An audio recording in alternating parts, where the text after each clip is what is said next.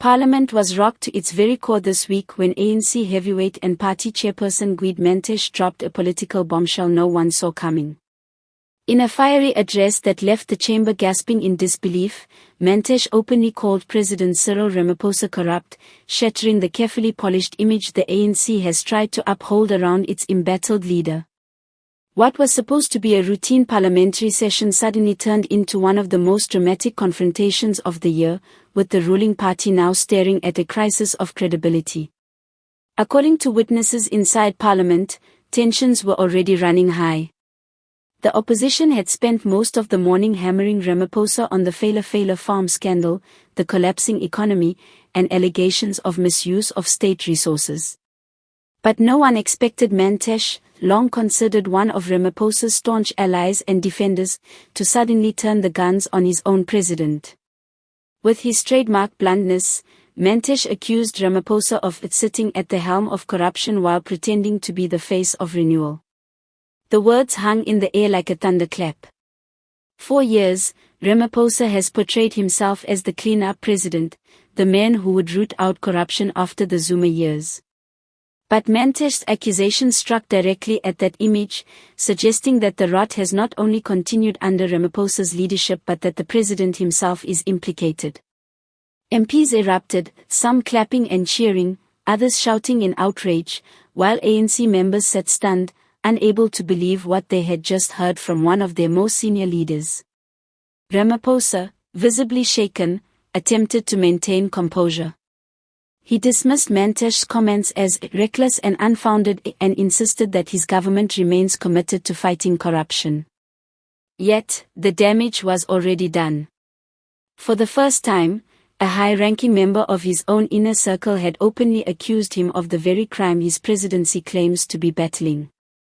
Political analysts wasted no time dissecting the fallout. Many see Mantashe's remarks as a sign of a deepening split within the ANC, with factions positioning themselves ahead of future elections and leadership contests. This was not a slip of the tongue, one analyst noted.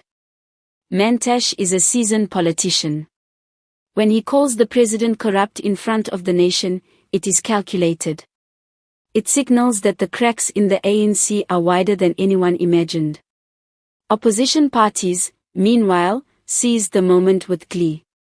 The EFF immediately demanded Ramaphosa's resignation, chanting that Mantashe had simply confirmed what South Africans already knew. The DA piled on as well, arguing that if even senior ANC leaders could not defend Ramaphosa's integrity, then the president had no moral authority to lead the country. Outside Parliament, the public reaction was explosive. Social media platforms lit up with hashtags like #Mantashe vs Ramaphosa and #ANC chaos trending within minutes.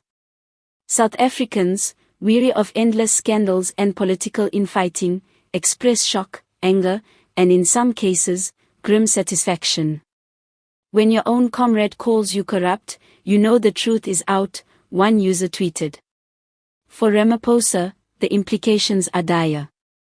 His presidency, already weakened by economic stagnation, energy crises, and the lingering fallout of Phala Phala, now faces an existential threat.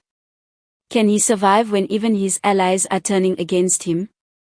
And for the ANC, the bigger question looms: how does the ruling party convince voters it can clean up corruption when its top leaders are at war with each other in public? What is clear is that Mantashe's bombshell has changed the political landscape. Parliament will never forget the day one of the ANC's own lines turned and roared at its president.